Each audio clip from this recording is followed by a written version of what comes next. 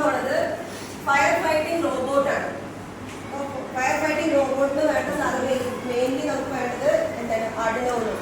Okay, Arduino ഉണോ ആണ്. പിന്നെ നമുക്ക് ഫയർ സെൻസർ ചെയ്യുന്നതനുസരിച്ചാണല്ലോ ആർഡിനോ ഉണോ പ്രവർത്തിക്കുന്നത്.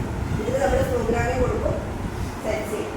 പിന്നെ പമ്പ് ഉണ്ട്, അതേപോലെ മോട്ടർ ഉണ്ട്, വീൽസ് വേണം.